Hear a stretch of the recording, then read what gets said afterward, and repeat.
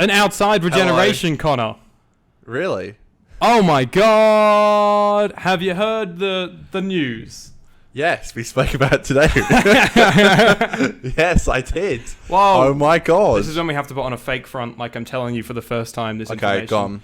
So, Jamie Magnus Stone has been in an interview recently where he said, I'm going to paraphrase here. Yeah. The doctors, we filmed Jodie's we filmed Jodie's last scene in the TARDIS, and then we filmed Jodie's regeneration. And it was like, so you're saying the regeneration ain't the same scene as her last scene in the TARDIS. And we know that they filmed Jodie's final scenes in order. Which is That's correct, yeah. not the most common thing in the world, it's but not, that's yeah. great, and I'm sure that'll show in her performance. I totally agree, yeah. Which is cool. It is. So this is interesting. So is the TARDIS just going to be... I mean, is it going to, like, be the same? Like, I heard someone comment today that in the classic era, the TARDIS would just change even if, like, it didn't get yeeted by the TARDIS after Yeah, it doesn't have to get yeeted. Like Matt's TARDIS. Like, his first TARDIS true. doesn't get yeeted, you So know? I guess it just, like, will just change. Yeah. Maybe it won't. Who knows? Well, they did. They change. took it down, didn't they? So Yeah. it was weird, like, because we spoke about how, like, they left it up for a while. So we were wondering... what the go is with that. It might have just been scheduling. Maybe, yeah. We thought maybe because of it staying up, it would be a regeneration inside the TARDIS because we were like, possibly they snuck in the new Doctor, which I guess maybe does kind of relate to that theory that when you have Russell saying they haven't casted yet. So maybe I guess that could actually be the truth, but I still don't know if I believe that. Yeah, it does. You do wonder, don't you? Yeah. And there's also a lot of rumors going around that it's going to be an open-ended regeneration, which I'm not sure. I don't know what I believe, because at the same time, even though, like we discussed last week, these 14th Doctor being David Tennant rumors are like so atrociously shit, I'm like, what if they are doing like an open-ended regeneration and then Series 14 is like in the middle of Tennant's run? Because they wouldn't have cast a 14th Doctor. Maybe. Which is just weird, and I hope they don't do that or anything like that. How can they explain, not that he looks bad, I'm not trying to be ageist, but how can they explain him looking older? Well, I guess you just can't. Nah. He doesn't look overly older. No, not at all. He looks fantastic. But, like, you know, do you reckon they go as far to now with the whole Bad Wolf and Sony budget? Do you reckon they go as far to maybe, like, de-aging him?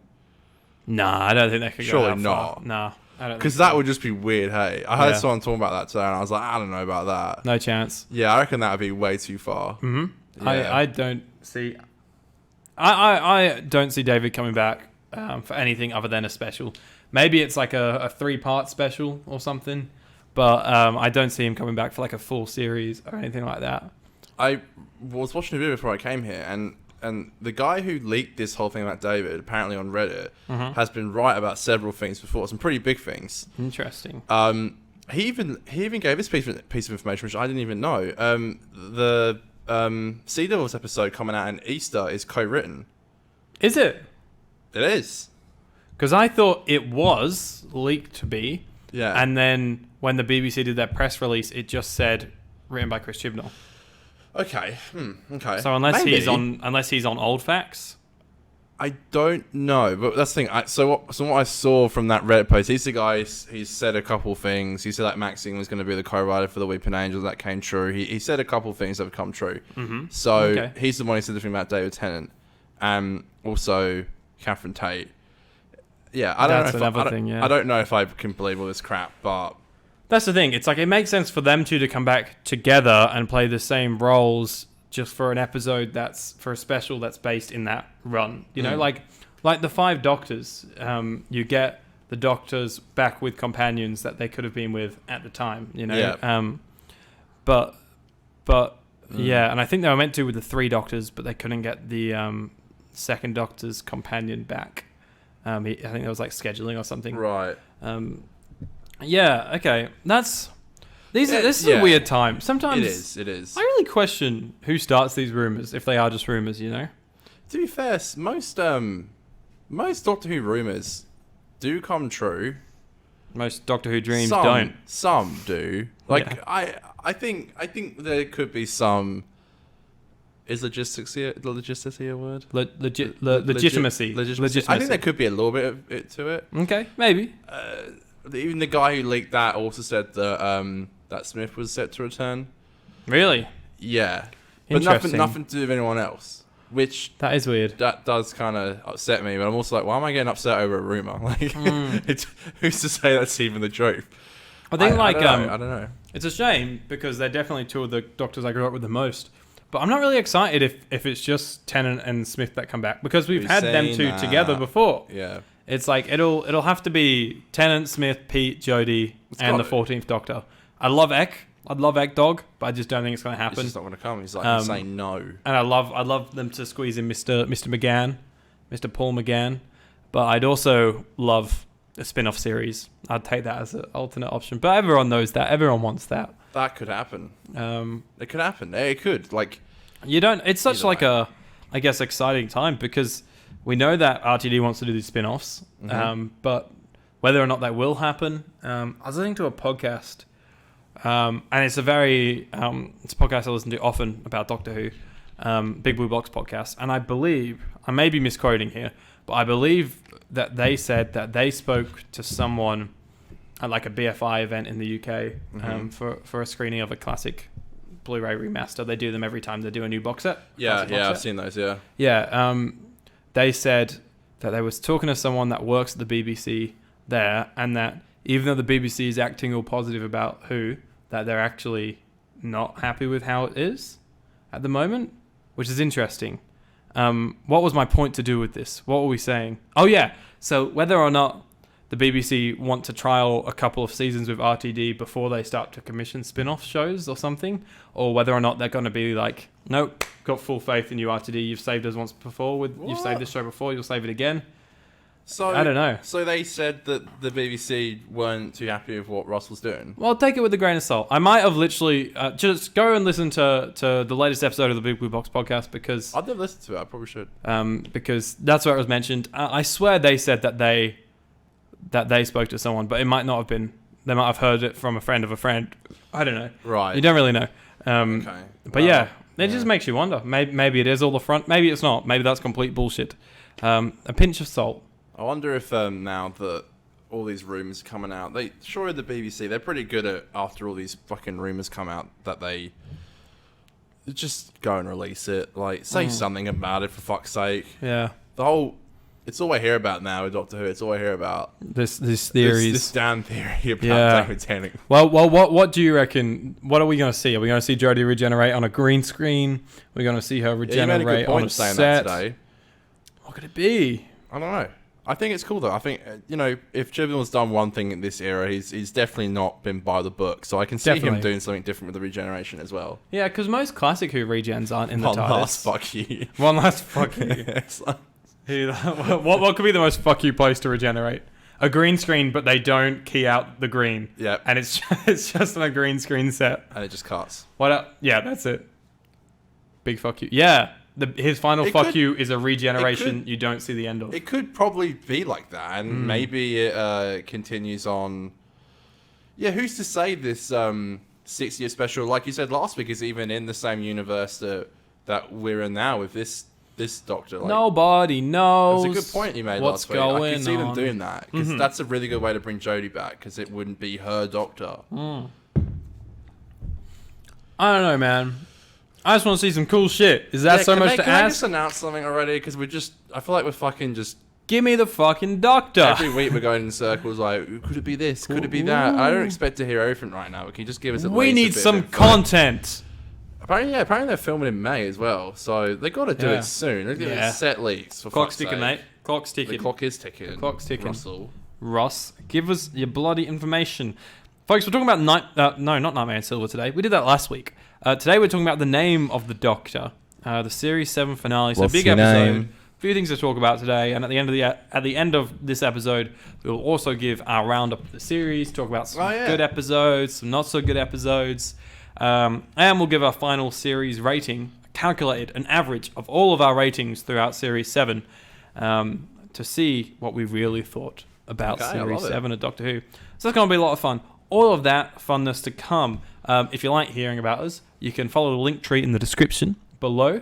You can find us on Twitter and Instagram at 50Doctor, and on YouTube if you want to see our pretty faces chatting That's the 50% Doctor Who podcast, where Conor has recently released a video. And by the time this comes out, hopefully I'll have a video on there too. Yeah, I've got to edit it still. And I don't know if it's any good.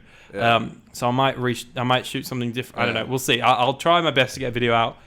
I'm so keen to make more. Yeah. I had so much fun. Well, I watched half of it. And I don't mean I watched half of it. I know you were busy. Like, I forgot you were on holiday. I was like, Aidan, it's out. And you're like, Vance cards, I'll try and get around to it. It's like, this cunt. And I'm like, oh, he's on holiday. Yeah. I got back literally yesterday. So I had a bit of a break at work today, and I watched the first half of it then. And I'll watch the later half tonight, probably. I think I like it. I think next time I'll know how to make it better. Sure, yeah. It was fun, and it wasn't meant to be, I said this a million times, but it wasn't meant to be like a really polished video. It was just pretty much me sat down talking about it, and it was a bit longer than I wanted, but I also had to do like a bit of a 3-minute intro as well, so that won't have to happen this time. I even made like a quick 2-minute video for Jacob yesterday. Yeah, so did I. I did a quick one as well. That was talking about the 14th Doctor as well. Yeah, I had so much fun filming that, and I had so much fun filming that Doctor Who video. I haven't felt like I've enjoyed filming stuff like this in fucking years.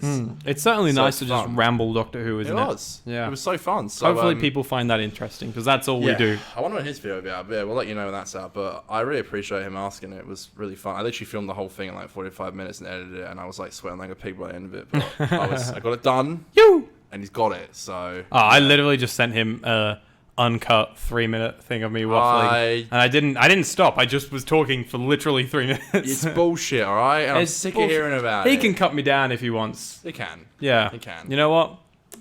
Fuck you, Jacob, if you do. Kidding. We love you, Jacob. Yeah. So Conor and I guess will maybe be cameoing in that. So we'll let you know. I didn't even know you had a YouTube channel. Neither did I. I don't know. Yeah, I don't know. Well, there you go. Sorry. He's also got a podcast, though. Now that's what I call comedy podcasts, and they comment on the reviews. They give us their reviews of the show pretty frequently. So that's really cool. And this week, it's the reviews of The Name of the Doctor. 50% cat. Yeah, just a little bit of Matrix action. Whoa! Look at him go. That's cool. Jesus. That's good shit.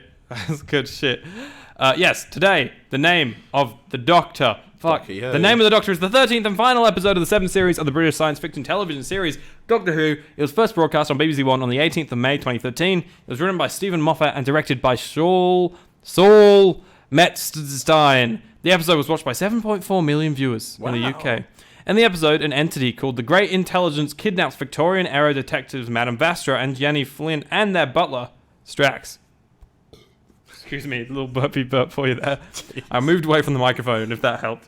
Yeah, they got the gang together because they're going to force their friend, the time-traveling alien, the Doctor, Matt Smith, to go to the planet Trenzalore, the site of the Doctor's future grave. The Intelligence's plan is to trap the Doctor and then force the Doctor to open a tomb in time so the Intelligence can reverse all the Doctor's victories.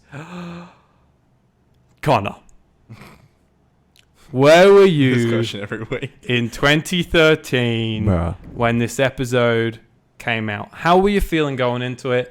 What was your immediate afterthoughts? I mean, I know your immediate afterthoughts. I was there. I was a part of it via some form of... Yeah, but via something. Yeah, you take it away, Conor. You talk. Well, I've talked. Absolutely ecstatic for this episode because it was very much like a prequel to the 50th. We knew it was going to set it up. The title of the episode was really intriguing as well. And it just looked awesome. And I don't know if you remember this, but do you remember when the DVD and the Blu-ray got shipped a week early? Yeah, I was going to talk about that episode. That's one of the two behind-the-scenes facts I have, Conor. And now you've ruined it. But I'm just saying that was a huge part of it because I remember dodging spoilers all week. I was terrified I'd see something. But I know at that point, John Hurt had been seen on set for the 50th. I hadn't seen these set pics, though. This was all new to me. Okay. I didn't see the leaked pics of him on set in like a kind of half McGann, half Eccleston costume. I didn't see any of that until after. Or if I did, I don't think I knew who he was, and like I never got it, you know. Yeah, I think people put 1 and 2 together. So there was a rumor go around there's going to be a new Doctor. People were like, "Is it going to be the Doctor after Matt Smith, or is it going to be a Doctor from before, and I had no idea who John Hurt was, but I heard he was this, prestiged actor, Sir John Hurt. So it was a big deal. I remember just watching it and being like, holy fuck, this is lit. Yeah. I always really liked it. I always got such great memories of this episode. I really think it's a good episode, a really good standalone episode. I remember when I heard it was only going to be a single episode again for a final one. After Wedding River Song, I was like, holy fuck, but what this episode does, it doesn't do what Wedding River Song did, which is like give it like, it's like 3 episodes worth in one. It's like, it's enough to run with one episode. I've always really liked it, though I don't think it's perfect. No, it's definitely not perfect, but I agree, it's a lot of fun. I remember as a kid, I was very hesitant going into it. Because the name of the Doctor, this is also around the time where Moffat was really starting to, like, do a lot of shit that was a bit like, Moff, settle down, you know? He was getting a bit big for his booties. And the name of the Doctor, no one wants to hear that shit, alright? I was very worried that he was going to reveal the name of, like, the Doctor's name. Especially after Clara had read it in the book a few episodes earlier. True, yeah. So I was very hesitant, but I remember being very pleasantly surprised and really enjoying it. It's also, I think, from memory, the first episode that came out when I lived in this house. So I remember watching most of Series 7B in my old house, in like, especially Journey. I have a big memory of Journey, where the only place to watch TV in my house was on the main theater and TV. We packed down everything else and stuff like that. But I remember this episode, we finally set up the upstairs TV and stuff in this house. And I watched it there, and I loved it. And yeah, I guess we'll just say when John Hurt turned around, introducing John Hurt, dramatic pause, as the Doctor, gasp. Immediate sprint downstairs. You're like, what? Called up fuck? Connor, obviously, of all people in the world. And we just kind of freaked the fuck out for a few minutes, didn't we? It's funny, like, we had the exact same conversations about that Doctor as what we're doing now with the whole David Tennant thing. Because we were kept theorizing, like, I was like, you were like, oh, I think he's going to be like a Dark Doctor. And I was like, what the fuck? That's crazy. Like, we were doing exactly what we did. That last scene. Before. That last scene is so perfect, though. I love that. Yeah. What I did without hope. I know. In the name of peace and sanity. But not in the name of the Doctor. And then it's so good. And I gotta say, Murray has been pretty shit in Series 7. This episode, he fucking brought the score back in such a good way. Secret will take to his grave. It's so... Yeah. What a fucking And that banger. score at the end. The score at the start... Dun dun dun dun dun dun dun dun dun dun dun dun dun dun dun dun dun. Murray Gold in the house, ladies and gentlemen. Dun dun dun dun dun. Somebody stop me. Murray in the house. Yep, that's enough of that. It's more awkward in person. Than when I'm just looking at you on a video screen doing That's it. okay. Well, that's okay. I'm used to it, so I'm just like, here he goes again. Here we go. Let's let him do his fucking sing along. You're right though. He has kind of been lacking, I think, but this episode goes hard. It does go hard, man. The whole, I honestly think A Secret He'll Take to His Grave is one of my probably top 5 pieces of his. It's very good. I think it fits that scene so perfectly. In a perfect scene as well. In a perfect scene, totally. Man, like, yeah, there's so many great moments in this episode. In fact, last night I was like late to calling my girlfriend on the phone because I kept rewinding scenes and rewatched them. Yeah, I literally rewatched a couple scenes maybe like 3 times. Damn. Because I was back from the pub and I was like, let's go. I'm ready. So good. I'm ready for this shit. I really wanted to watch this one drunk because I knew it would like send me. Yeah, it does slap when you're a bit pissed. I didn't have, like, let's go. I didn't have time, so I had to watch it at like 5:30 a.m. this morning. So, but still, I watched it last night, I did feel emotion at the Dr. Cry scene, which I think is great. And Totally. tell you what, that end scene literally sent shivers down my spine watching it today. 8 years after it came out, I still was like, fuck, that's such a good little cliffhanger, For something that's isn't it? clearly like a soundstage, and I normally hate like actor doubles. You know, when they're clearly they're clearly not the actual. When all the past versions of the Doctor are running around. I think that looked great.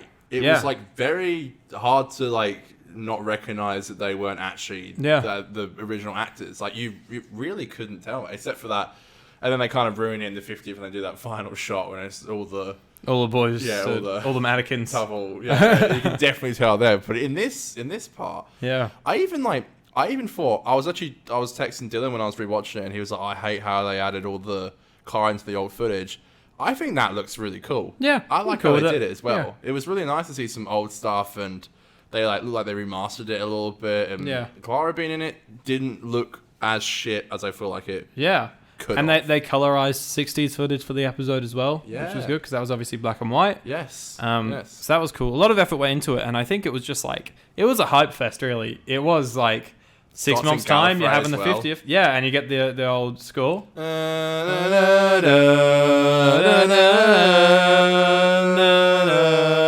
Dude, that's crazy. Yeah, what a throwback. Yeah. Gallifrey a very long time ago. Yeah, I literally forgot that it started like that as well. Like the episode started and I saw the first shot and I was like, this is cool, isn't it? This is very cool.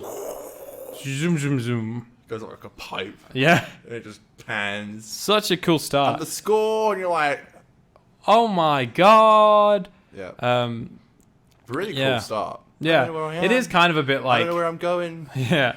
My name's Clara Oswald. I flew into the world as a leaf. I normally serve the Doctor.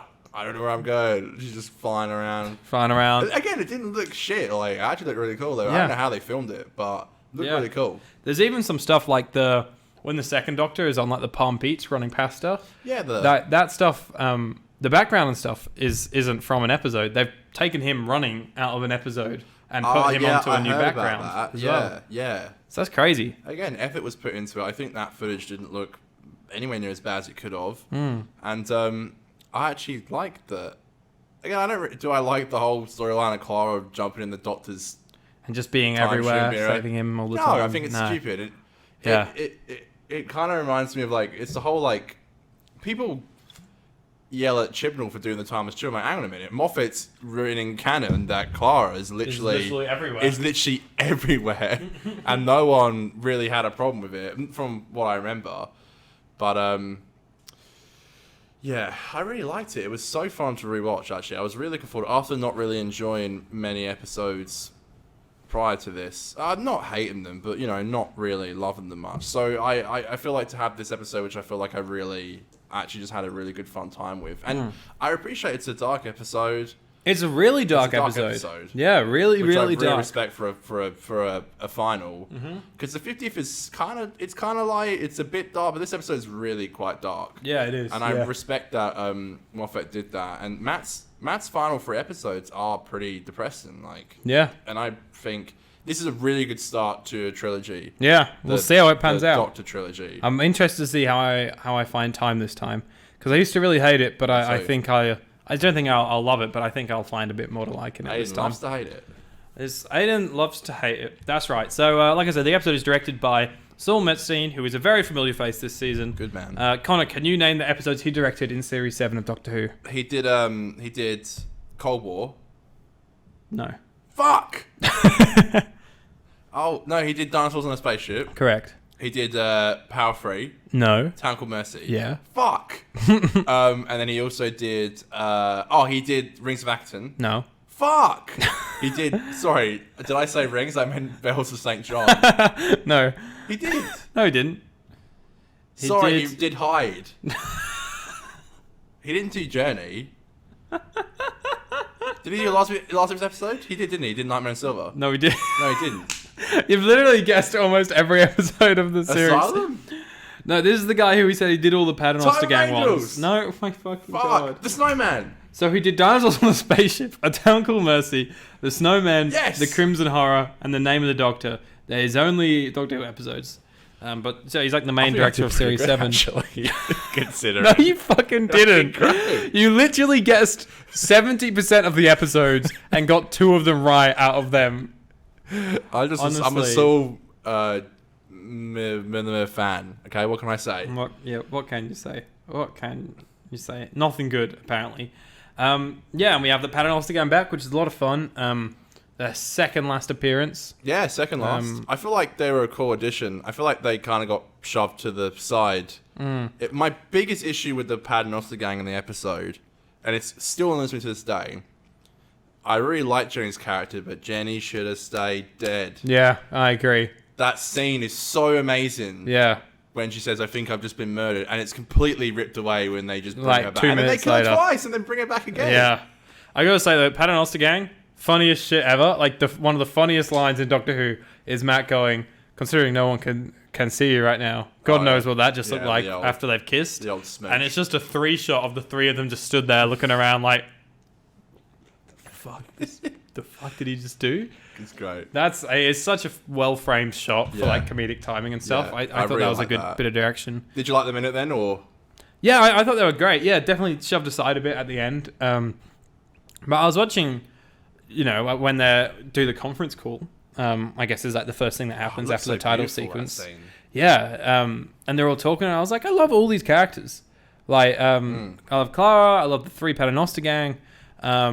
I don't know how I feel about River by this point in the show, but I really like the idea that I like where it was, I guess, kind of placed in her timeline. I like the idea. I totally forgot that it was set after Science in the Library, and that the Doctor didn't want to say goodbye to her like properly there. So he's so okay. So I didn't pick up on that. So that's why she said he saved me to well, of course, because she's got that knowledge. Yeah. She said. So this is the final, in terms of timeline, in terms of River's timeline. This is the final River episode. Obviously, in the Doctor's timeline, that's not till Peter Capaldi's Christmas special. Yeah. But yeah, so that's interesting. No, you're right. This is my favorite River appearance. Really? It might change with even more than Science of the Library. Oh yeah. Really? Yeah. Well, I've never been a fan of that episode. Yeah, but like River in that episode for me is the best River. Like yeah, she's good. I just really like how she's used in the episode. Sure, I think the whole idea of he kind of pretends he can't see her, but which is a bit dumb. Yeah. But until the plot commands until the plot is like, I see you the whole time I've seen you. Yeah. So I like that. I like the idea of him not being able to see her and him communicating through Clara. She's a really cool presence in the episode. In fact, like literally when I went to rewatch it yesterday, like it's always such a nice surprise that she's in it. I'm like, oh, of course she is in it. Yeah, I kind of forgot she was in it as well. Yeah. It's a nice farewell. It's obviously the last time she's with Matt, and she's such a huge part of Matt's run. And I think their final scene together is really lovely. And yeah, she makes a great appearance at the conference call. Yep. You're right. I like all these characters. Again, I think there's a lot of dramatic scenes in the episode which I think work so well. I do just think that again, as much as I really like Jenny's character, I still wish that they kept her dead, because that scene would have just been so much more emotional. Really impactful, hey, yeah. The Whispermen. Spooky. Fucking spooky boys. Dude, especially the main bit was when Jenny dies and you see them all around. Like that was good. They speak in like whispered rhymes. Yeah. They look creepy as fuck. I don't know why they never got brought back. They really are. Even when they're in that little catacomb in the TARDIS, and like there's a jump scare. It's fantastic when River's talking and the Whisperman. Oh, it comes through. That as a kid genuinely made me shit. I was like, ah! Like I think I pooed myself literally, as a kid watching I was that. like you in a theater room with the lights off, just me, like literally like this to the TV. Yeah. And that got me big time. And I love how they did that. And they're awesome, creepy characters. Oh, the Great Intelligence is back. I think he's a bit shoehorned in, but it's always lovely to see Richard E. Grant just completely nailing it as this fucking he's so good. fearsome, Dude, that shot where he turns around and he's like, "Welcome to the tomb of the Doctor." Dude, he's like having so much fun. He's camping it up in the best way possible. Great. Yeah, he's such a lovely guy too. Like, yeah, he seems so it. I've seen his he's so lovely. his videos and stuff. He's so lovely, but then like he just switches to this fucking. You wouldn't be able to tell. Yeah, he's like such a fierce character in the episode. Even in Star Wars, he's like got that. He's very stern in Star Wars. Yeah, so funny. Yeah, my god. Yeah, there's so much love about it.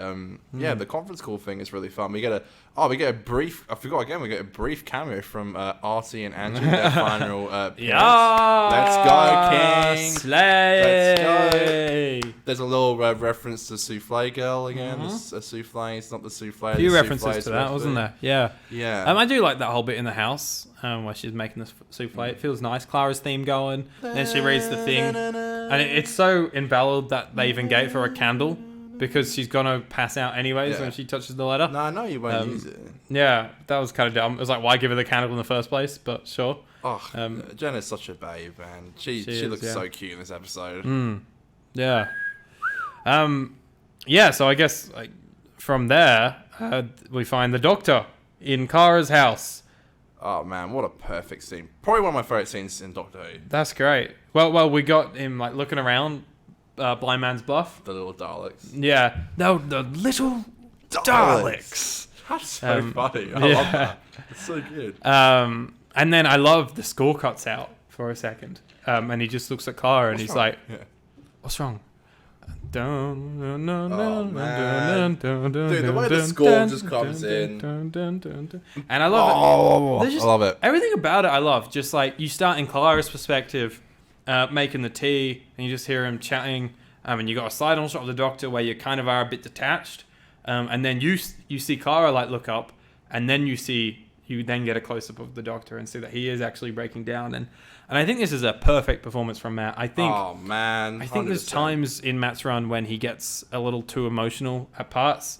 Like Amy and Rory's thing, I said when we watched it, like I just felt like it was a little bit soppy. Yeah, and he's like, "You will never be able to see her again." Whereas this was like more mellow, you know, suppressed emotion. Yeah, and I sorry. What? I love that. Yeah. I thought you were apologizing to me. No, I love the. Yeah, I like that. I really liked it. Man, and then you see him like having a breather in the TARDIS, which was I think the last scene of Series 7 they shot. By the looks of it. So that was quite cool. That chat. I do think the episode moves very quick. And it does have these breathing moments to like help the pacing not feel like an overload. I still think maybe could have done with like a 50-minute runtime because it is 45 minutes. I think maybe an extra 5 minutes could have just buffed out a few of the scenes a little bit more because it does then very quickly go to like we're gonna go into the timeline dun dun dun dun dun dun dun dun. Yeah, you're right. Also, we'd already gone to like Victoria, London, and Glasgow. Yeah, everywhere. And then went to the conference call.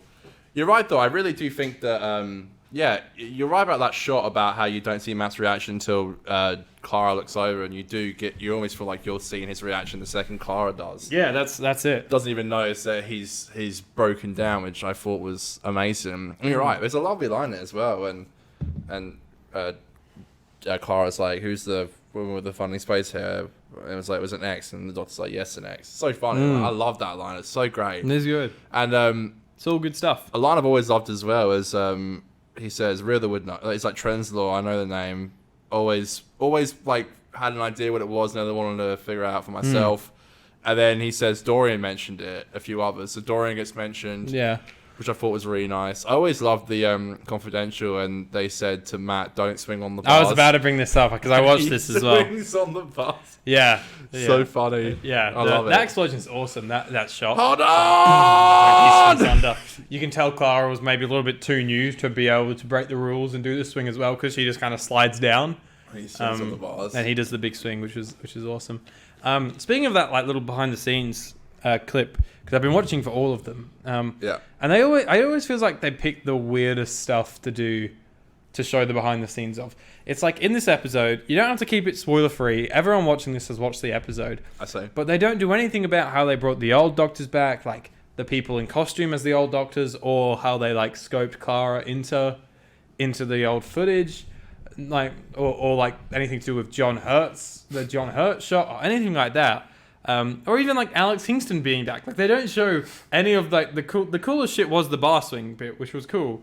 But beyond that, it was what was it? It covered 3 different things. The last one was the bar swing, and then like the wrap of the series. And then there was a whole thing about the stunt of Dan Starkey pushing the Glasgow man through the window and stuff. I was like, out of everything in this episode, you're doing a 2-minute bit on a fucking stunt that I know is complicated, but compared to the other shit in the episode, it's pretty basic. Yeah, it's... Yeah, that is funny. I did remember that. I remember watching that. Yeah. Oh, and then the other bit was the slap. The River, Alex Kingston slapping Neve McIntosh, I think her name is. Oh, yeah. Yeah, just the slap. And I'm like, really? We're just learning how they did the slap. Everyone wondered how they did that. I guess two things that do bug me in the episode, though, that don't make sense, like, in canon. Yeah. Is, the TARDIS on Trenzalore has the cracked window, but the window isn't cracked in any episode other than this one. And also, the interior is Matt's interior. Yeah. In the heart of the TARDIS. Yeah. Doesn't make sense. So is it like... But isn't it... Matt doesn't end up dying? Like, it's all about... I don't know. We'll find out, man, when we get to Time of the Doctor. I really don't remember how it all wraps up. No, I think you're right. I think that got changed. Yeah. But you know me, I'm a nitpicky bastard. Why bother show it and make it show it's the actual TARDIS? If we're under that impression that it doesn't happen, of course, then the TARDIS would have always had that crack in the window, and it would be Matt's interior. I do love how River's vision is standing next to the grave, which is then the entrance to the catacombs. Yeah, and then that's cool. When Matt looks over, River doesn't make sense either, because if he can see her, he wouldn't be able to see the grave. Come on. I did think before you jump into that, the whole idea of the TARDIS growing bigger, even though maybe it looked a little weird, I think it like makes sense. Like that's my TARDIS. The sentence that he said about like the dimensions start to leak outside, like that sounds like something with a car. You get an old car, the oil starts to leak. It's like the dimensional engineering starts to leak, and it all goes. It makes total sense to me. Yeah, I thought that was kind of cool. Yeah. Trends looks really different to what we saw in Time of the Doctor, but again, that probably will get explained. These are just little things that I noticed, but still really loving it. And again, that little catacomb part. I guess Journey to the Center of the TARDIS did kind of have a little bit of a playoff. It did. Yeah, I agree. Yeah, that was kind of cool. Provided a little bit of a payoff. Hang on a minute, we've done this before. Don't worry about that now. Then she never brings up again. Yeah, that's it. And they're like, okay, I guess that episode really didn't add anything at all. But yeah, the Whispermen running after Clara and the Doctor in that catacomb, I thought was awesome. Like, again, really spooky. That jump scare we spoke about happens then. And when they get to the actual entrance to the tomb, and when they're facing off, and there's that awesome shot of like the Doctor and the Paternoster gang behind him. I mean, it's like, this is the fucking Avengers right now, man. Literally, it's you've got history of all these characters, and really, it feels so epic. Yeah, the great challenge shows his face. Dude, that's so cool when they get like right in each other's face, and it's like, Doctor, what is your name? And that scene is so tense. Yeah. Like when they're grabbing all the hearts and stuff. Yeah. Stop their hearts. Stopping all the hearts, and then the Doctor says, "Please," and the doors open. Could the Doctor's name be Please? Yeah, confirmed. I love that it was River who said it. Yeah. That was a really smart little twist, I think. But then technically, does that mean that Clara, now knows the Doctor's name? Because she can hear her. Or maybe she was too busy going, my heart is stopping. Oh, wait, what did you say? I didn't hear you. Probably that's more likely. That's probably more likely. But I even liked... Dude, this kind of freaked me out as a kid when the Grey Intelligence rips his face off and then just comes... Yeah, it looked a bit weird. And then just comes back as another Whisper Man. I was like, what the fuck? Yeah, he just wasted one of his pawns. Yeah, well, what are you going to do? Did you like that the set was the window panes on the TARDIS? Did you notice that? I did notice that, yeah. And also, I never noticed before, on the official post of the episode, that's him looking through the TARDIS window. Yeah. You never picked up on it? No, I never noticed that. Yeah, it's cool. Cool poster. Yeah, this episode's really fun. Like I always really liked it. Like it's different as it's dark. It's I feel like the stakes keep increasing throughout the episode as well. Yeah, totally. It starts and like the first 10 minutes you're like, oh, it's just the Doctor's got to save the Paternoster gang, and it's kind of like, oh, I guess that's the finale. But then like you get 20 minutes in and you're like, oh, it's now so much more than that. The plot is thickening, and we get into the console room, which is a whole other. Oh yeah, how did sorry, how they end up bringing Jenny back again? I totally forgot. Literally, Strax just fucking. Oh, zaps that's her. it. It's like, here you go, get a boy. Yeah. That pissed me off. Yeah, that's the thing. Again, like, why do it? Like, it's such an intense, cool moment, and then just to do that, and it's like, she's fine. Get up. Yeah, that bugged me. But It's not the type of writing that you would expect from. Here's my cool segue. What has been voted the best second TV show in the 100 years of the BBC? What was the first? No, I don't read Only it. Fools and Horses. Okay, fair enough. Have you watched that before? Yeah, of course, yeah. Yeah, I love it. Yeah. Me and my dad used to watch it Del all the Boy. time. Yeah. Yeah. We have all the DVDs, watched all the episodes. Yeah, my dad's a huge fan. I never Love really it. got into it, but my dad was always a huge fan. I'm a mum, yeah. Me They and both dad watched literally it. watched an episode about 2 weeks ago. Okay, that's good. Like a Christmas That's special sweet. they did. Yeah, real fun show. And yeah, Doctor Who got second. Strictly Come Dancing got third. The votes were done by. I did Wow, write so this. it was votes. Wow. Yeah, so they had industry experts and a portion of the general public were involved in it. Interesting. Yeah, because Second best show of 100 years in the BBC. What did EastEnders get? I don't know. You can Top 10, surely. I don't know. Top 10, easily. I think it Come was on. like a shortlisted list of 50 shows. Oh, surely Sherlock made it as well. Maybe. Yeah. Surely. I'll have to read that, yeah. Nah, it's interesting. And, yeah, it's clearly a very valued asset. That's what annoys me. Everyone's like, it's going to get cancelled again. And I'm like, no, it's not. No, fam. It's not. Like, it does. This episode did well view-wise as well. That kind of shocked me when you said... 7 point something. That's pretty good. Yeah. The episode alone, the 7.45 episode mil. title alone, though, and with the 50th coming... Yeah, you gotta. I mean, no one really knew. I had a bit of a suspicion maybe we'll see a glimpse at David Tennant in the episode. But you didn't know, hey? No, Yeah. you didn't know. Yeah, that's what was so. Yeah, well, that's the thing. When all the doctors started running past, I was like, okay, they could have got David Tennant to come in maybe and do a little scene, But and it them could have been cheeky him. buggers, they didn't. They didn't do it. No. Which did again make the 50th more magical when you did see him finally come back. But yeah. That is cool. Heard that now, Aidan. You see what I'm doing?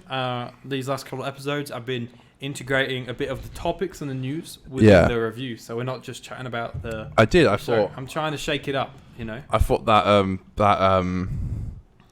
that segment you did last week was really good. I was listening to it today, and I thought it was really good. Thanks to Mike Conor for. Yeah, and asking that. also I think it does do a nice little break between the review Yeah. because sometimes it gets a bit stale Yeah, it gets a sometimes, bit I stale, think. yeah. Yeah. So I think that is good. The other thing that I have a little bit of news that we have. It's not so new now. All right, okay. I got two things to say. One is I finally managed to snag a copy of the Flux Steelbook in Australia. Oh yeah. Amazon just out of nowhere just put up a listing of a few copies on Amazon Australia. So I was like, yeah, I'll grab that. I think it's coming tomorrow. So Wow. I'm actually very keen to rewatch Flux's one long 6-part thing, because I think part of what makes the latter half of Flux not so great is that the first few episodes you're so excited because it's new Doctor Who for the first time in like a year and a half.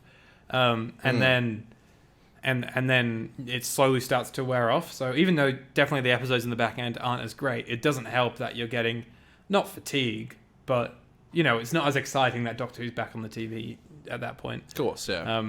So I'm very keen to watch it all as one 6-part thing. Does it come with Eve? Does it come with what? Does it come with Eve? No, it doesn't. It doesn't come out. It also, for the first time ever, they've skipped Revolution of the Daleks on the set. So what? Yeah. Are they going to do like a free box set for the specials? I assume they will, and I'm hoping that maybe they'll put Revolution of the Daleks onto it as well, so that I don't have to buy the Blu-ray. A single ray just because in the middle. the steelbooks will all look nice, and then there'll be like Revolution between 12 and 13. What the hell? Why didn't they put it on there? But I think from what I've seen, because now instead of doing flip cases, they actually stack the Blu-rays just on. So it'll just have like two disc holders, one on each side of the steelbook, and they'll layer them. Right, they have layered like a circle thing. You know what I'm talking about? Do you know what I mean? Does that make sense? Yeah. And because there's I think 5 discs in the series 12 thing, but you can actually. It's got 3 stacked on one and 2 on the other, and you can stack an extra disc on the third one. So I'm like, if I buy Revolution, I'm just going to stack it on the series 12 steelbook. Yeah. Okay. But hopefully, I'm sure they'll do a steelbook for for them last specials. It's funny, with Stan Australia, they've got a rule where the episodes come on to Stan a year after they aired. Yeah. So every Revolution of the Daleks just came on. Every New Year's Day, you get a new episode of Doctor Who. And it's the previous year's one. Yeah, it's literally the previous year's episode, yeah. So, so for all you Australian Stan users, get ready for Doctor Who Flux, which Aidan's going to get tomorrow in the mail, on the 31st of October. Yeah, Halloween this year. Of this year. So, that's good. Look at that. Great. Bloody Stan. Fabulous. We love you, Stan. The other thing that I wanted to say is that we Stan should have sponsor a us. new collection set announced. The next classic box set. Season Let's go. 22. Colin Baker's first full series as a Doctor. Pretty much completing his run because he only did 2 full seasons. But it's kind of dumb. So in Davison's last season, he regenerates in the second last story. And then the last story is Colin Baker's first story. Okay. So that's like really weird. That's like having Deep Breath be at the end of being episode 14 of season 7 or something. Knowing Doctor Who, it's probably something they would do. Yeah, exactly. Let's be honest. But so that'll be cool. Jam-packed with special features. The cover is so striking. The covers just keep getting better. They look so pretty. And I think that they've stopped announcing release dates because every time they do them, they end up pushing them back by a week or like 2 weeks, or So just sometimes like, it's been a few months. yeah.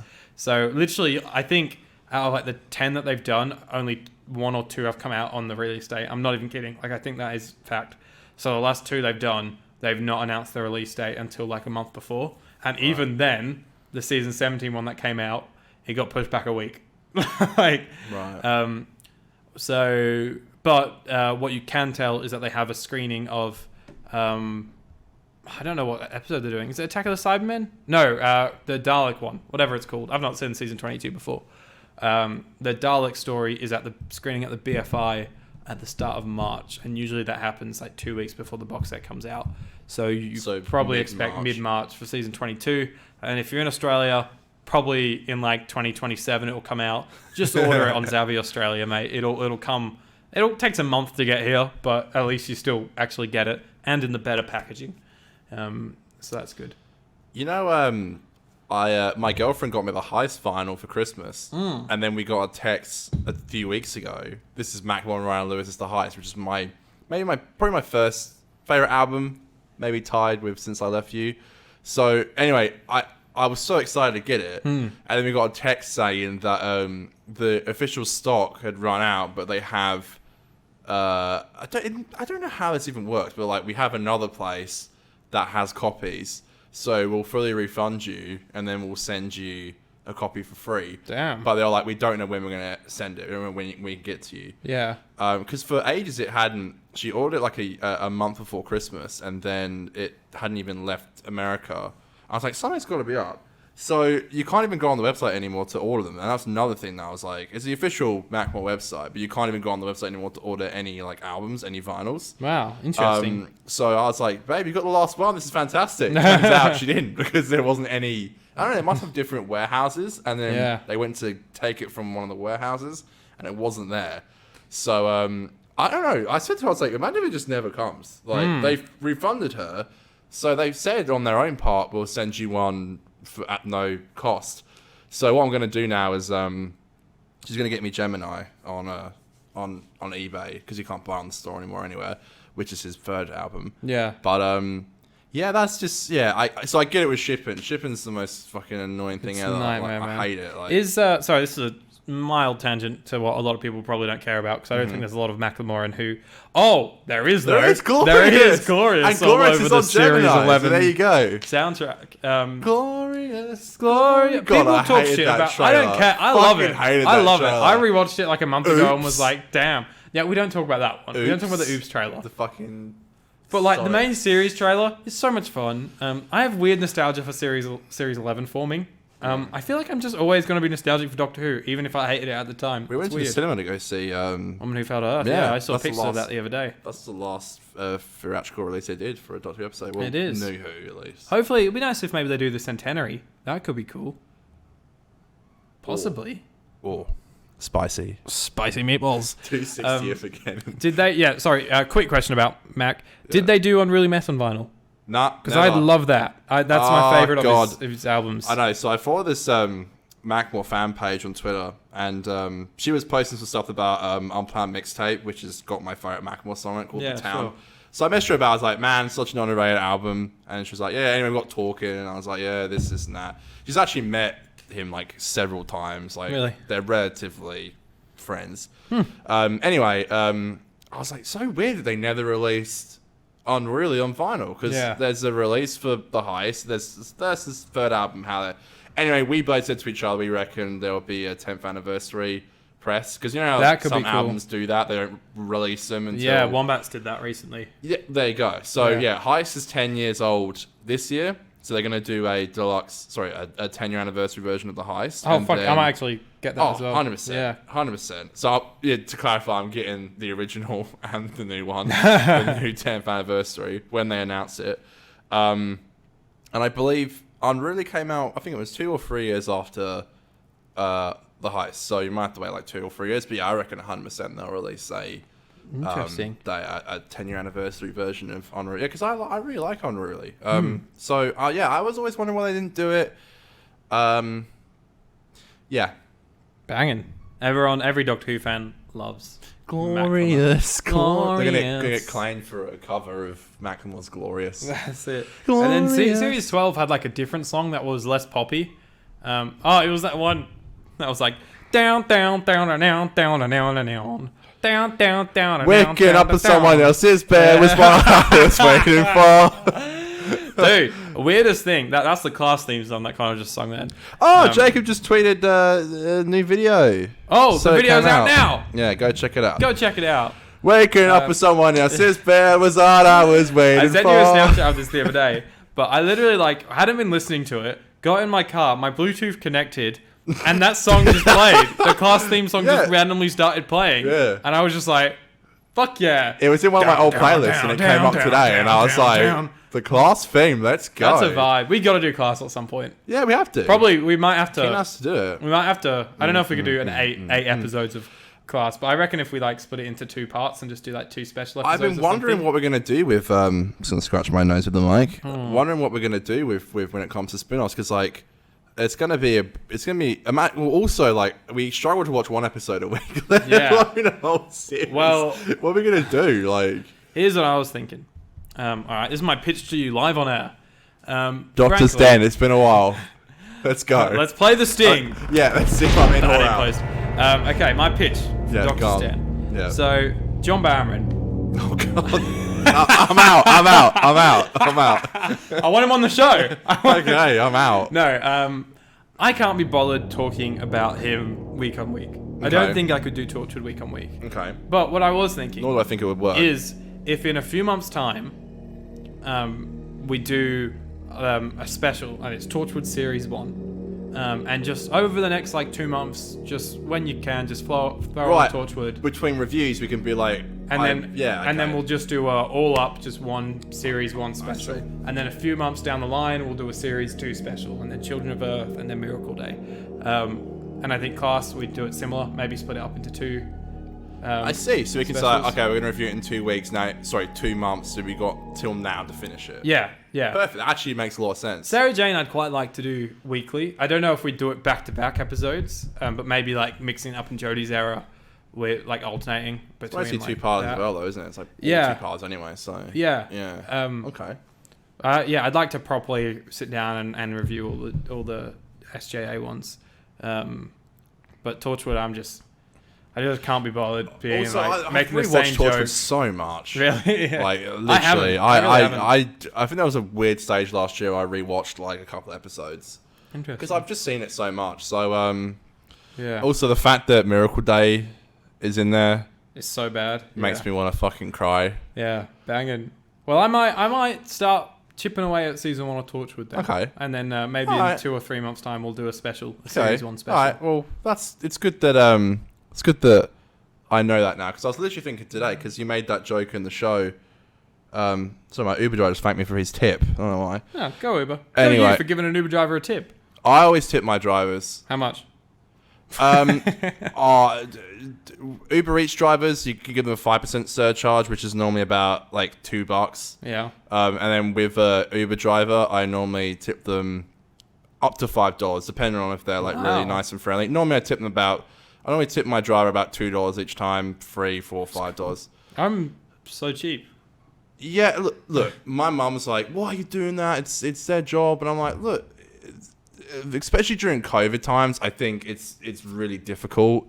Yeah. And I can understand that they're risking a lot more going around Perth now, and like they're delivering you food. And let's be honest, it's a shit job. Like a little bit extra, I think, goes a long way. And especially around Christmas, I think I definitely tip a lot higher, because I'm like, fucking, you're working on like around Christmas, like you should be with your families, but financially it probably just didn't work out for them. And we're lucky that we got to go to like a nice school. A lot of people didn't.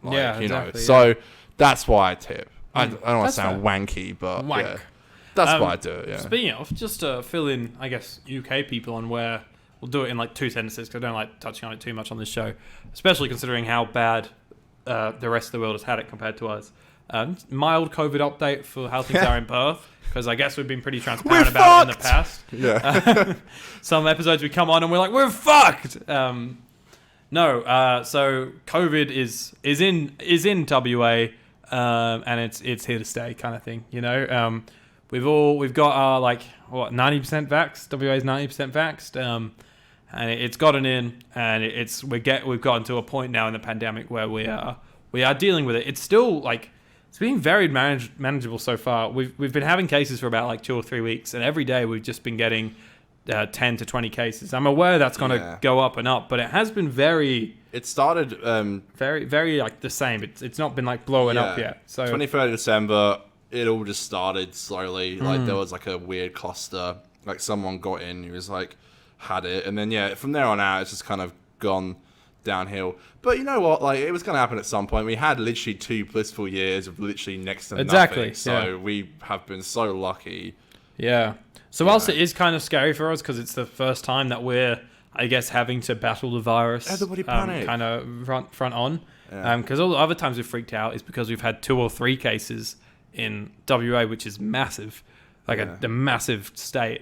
But only having 2 or 3 cases in it has freaked us out in the past. And it's now I think we have 140 or something active cases.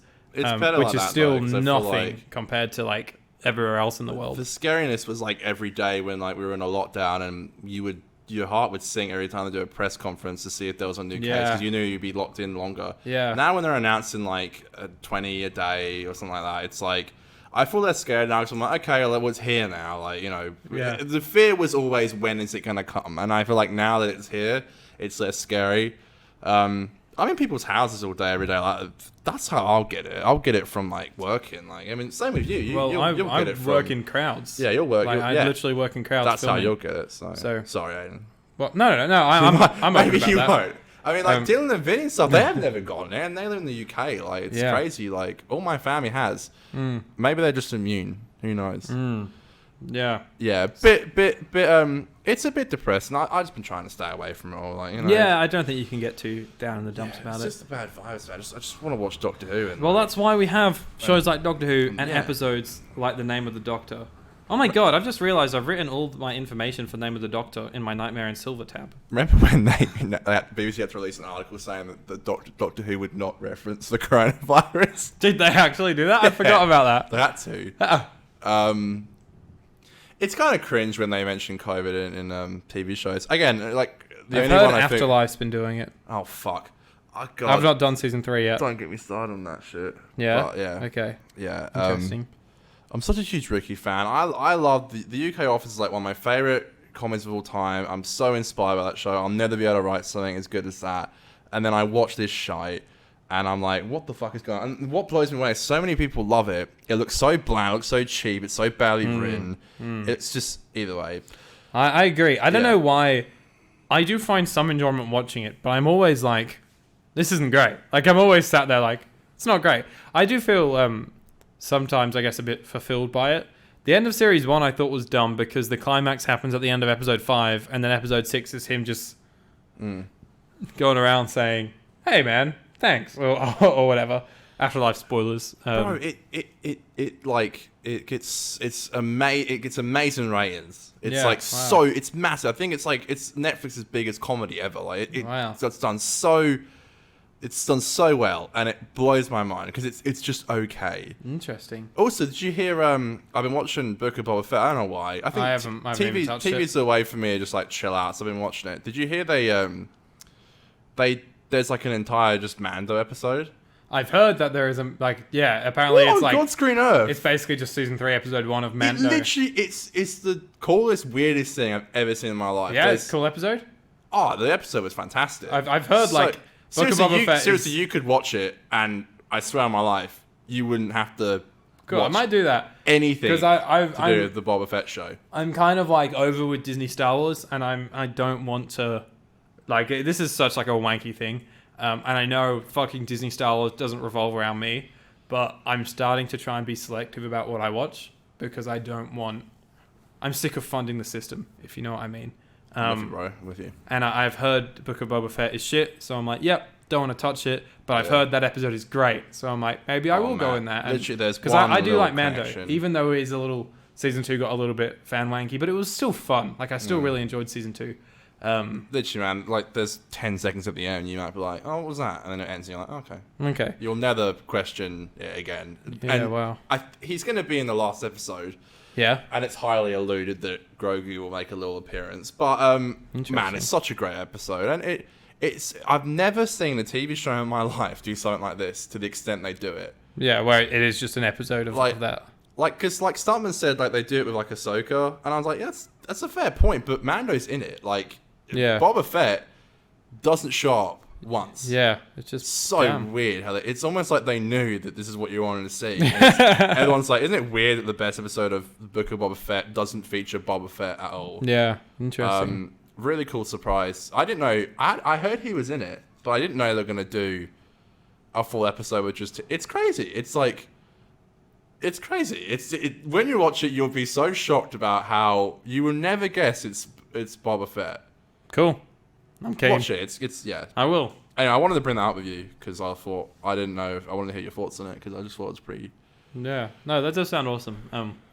Yeah, but I've not watched the rest of it. I've seen just little things turn me off at how lazy they've been with shit. Have you seen that top down where it pans around a corner of a Tatooine street and there's a corner that the camera goes over this corner of this building where there should be a roof, right? But it's literally just wooden planks holding the setup, and it's not a small part of the frame as well. It's a big chunk of the frame. Yeah. And how did no one notice that shooting it is the big one? Yeah. In post, no one noticed it because they definitely could have, Disney's budget. They could easily have fixed that in post.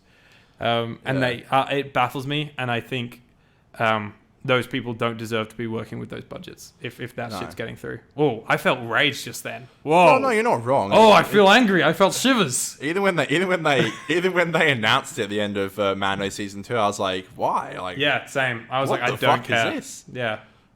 Again, you might be questioning, why am I watching shows like Afterlife and Book of Boba Fett when I don't like Why them? are you funding the system, Conor? My answer You're the people I hate. I don't know. Thank you, Aidan. My answer is I don't fucking know, okay? Fair. Sometimes it's just nice to watch something new. Sure. No, totally get that. And seriously, watching TV is just such a huge stress relief for me. So even if I don't everyone's sat there what the fuck is this shit? Yeah. But no, I think it's called The Return of the Mandalorian, and it was just so fun. It was a great episode, and it just blows my mind that they did that. It's just you know, other than weekly Doctor Who and these new classic episodes in this season 17, I've not watched TV since I want to say September. New TV. Yeah, or any TV episode or anything. Maybe there's probably the odd exception here and there if I just throw on an episode on a whim. Yeah, but I've not started a TV show, a new season of anything. What about Back to the Rafters? No, I've not even done that. That surprises me. I literally... You used to love that show. Literally in January, I think I watched 1 or 2 episodes just because I'm trying to get through Pack to the Rafters. We're back. 6 seasons along. Is that what they say when they... I don't know. I've not started back. How are Mr. and Mrs. Rafters going? What are they up to? I think it's about their divorce. I've heard it. Did you not find that funny? I said, how are Mr. and Mrs. Rafters going? Why is that funny? Because that's not their name. It is. What? They're Dave and Julie Rafter, and the show's called Packed to the Rafters. It's like the saying. No, but Rafters is... Yeah, so... I know that because I fucking done it. So what is actually so great they're actually called that? What's so great about it is they're called, you know, it's the Rafter family. Oh. But then it's a play on it as well, because the first episode starts with their final kid moving out, and then it turns out he only moves to the house next door. Like, it's so funny. There's a shot of the car just reversing off, and they're like, bye! Okay. And he just pulls up at his friend's mansion next door. But then there's also... But then all of the two other siblings, by the end of the episode, have moved back into the Rafter house. And Julie, the mum, her dad has moves into the house. So it's like... It starts with everyone finally leaving the house, and they're like, yes, after like 30 years, we finally have the house to ourselves. And then by the end of the episode, their house is packed to the rafters because there's that many people that are in it. Do you get it? Do you get the fucking joke? And the whole series is like, kind of has people coming into the house and the Rafter house and stuff like that. Okay. But apparently this new series kind of shits on the law. Not the law. It's fucking just a real world drama. But just shits on like everything that Packed to the Rafters stood for.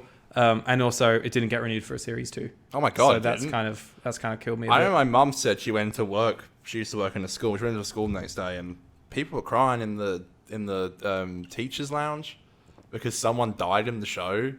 In Packed to the Rafters. Yeah, dude, sent me as a kid. Apparently they were crying, like, and it happened the night before, and they were like, "I don't want to talk about it." And I was like, "What the fuck?" I can't listen to. It's Fix You. It's Fix You that goes throughout it. This is the show. I think X and Y. I think this came out in 2009. So spoilers for an Australian show that not many people probably watch these days, anyways. G'day, mate. But they like advertised the whole thing of like, and someone was there was like a bubble floating over all the characters, and it was like, whose perfect bubble is about to pop, and all the press was saying was like, it was released that someone was going to die, and they didn't say who. And then the episode was called Perfect Bubble. And then like 10 minutes in, the voiceover is by one of the sons, Ben, and he's kissing goodbye to his wife that he married in the season prior. And they're literally the most lovable. They've been the heart of the show. And 10 minutes in, he's just like, little did I know that my perfect bubble was about to pop. And it was the last time he sees her as she drives off. And then she gets hit by a car on the drive back home. This was like Australian drama at its finest. I remember it being pretty big, and I didn't even watch it. It was so like it is so just a drama, but it's so like it's just great seeing that kind of shit be Aussie, like a 22 episode series in like an Australian thing, and there's so much stuff that you just love being Australian that's like in this show. And yeah, it's really tragic, dude. And Sia, that Sia song, something Chandelier. Sleep. No, in the chandelier. No, it's like I can't sleep or I want to sleep or something. I can't sleep. I hope I stay awake. Dude, Ben's like waiting at his hotel for his wife to come because he's booked a hotel for her. Where is she? And she's like running late, and he's been calling her. Can't get a hold of her. She's definitely. She's not running late, mate. She's not coming at all. And he hears a knock at the door, and he runs up to answer it with a rose in his mouth, and he's like leaning on the door. And it's his brother Nathan crying because Nathan found out. The police like found him before they found Ben, and so he had to go and tell him. And he cries, and then he goes to the hospital. You look visibly distressed right now. I actually like genuinely. It is fucking emotional, man. Yeah, you look visibly distressed. Crazy. I remember talking to a neighbor. They'd come around to my family for drinks, and I was like 15, probably no. I was in primary school. I was like, what was that, like 11, 12 kind of thing? Probably about 11, yeah. Yeah. 10, 11. I literally, there's people around, and this really Aussie neighbour, right?